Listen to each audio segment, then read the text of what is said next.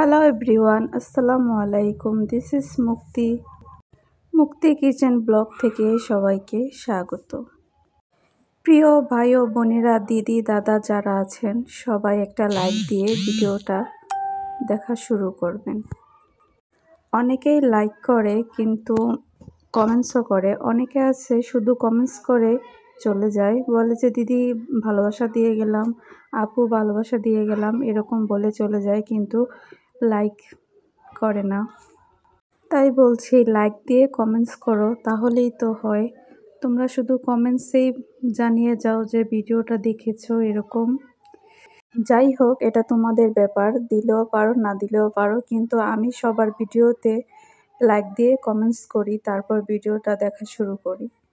প্রতিদিনের মতো আজকেও চলে গেলাম ছাদে। অনেক কুয়াশা পড়েছিল। লাউ গাছের ফুলটা ভিডিও করতে করতে চোখে পড়ল যে গাছে মুকুল এসেছে, মানে আম গাছে বোল হয়েছে। যাক, বছরের প্রথম বোল দেখে ফেললাম।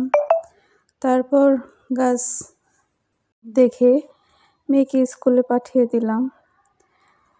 এত সকালবেলা 9টা বাজে, সকাল না, কিন্তু কুয়াশার কারণে মনে হয় 7টা বাজে বা 6টা বাজে। বাচ্চারা স্কুলে যেতে চায় না, এত ঠান্ডা শীতের কারণে বাচ্চারা ঘরেই থাকতে চায়, স্কুলে যেতে চায় না। তাও জোর করে পাঠাই, কারণ মাসের অর্ধেক হয়ে গেছে, এখন তো স্কুলে রেগুলার যেতেই হবে। মেয়েকে স্কুলে পাঠিয়ে রান্নাবান্না শুরু করে দিলাম। আজকে আমার রান্না ছিল লাউ শাক, শুটকি মাছ, তারপর পাঙ্গাস মাছ। আমাদের শাহাদাত ভাই এমন লাউ শাক নিয়ে আসছে বলার বাইরে।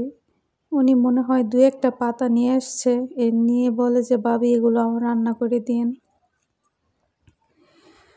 আজকে আমি হরেক মালের থেকে এই বক্সটা নিয়েছি 100 টাকা দিয়ে। বলেন তো আপুরা কেমন হয়েছে? দাম কমই, জিনিসটা অনেক সুন্দর।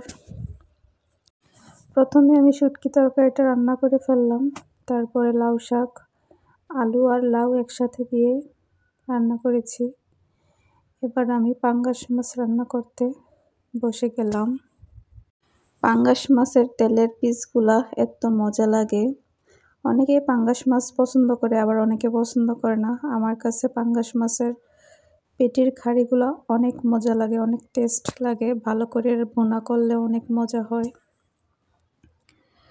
বলতে গেলে পাঙ্গাস মাছ ফেভারিট, কিন্তু এখন যেই দামের কারণে পাঙ্গাস মাছও কিনে গরিবরা খেতে পারে না। এই তো রান্নাবান্না শেষ করে ফেললাম। দুপুরের রান্না অল্প একটু লাউ শাক আলু দিয়ে শুটকি মাছ পাঙ্গাস মাছ রান্না করে নিয়েছিলাম।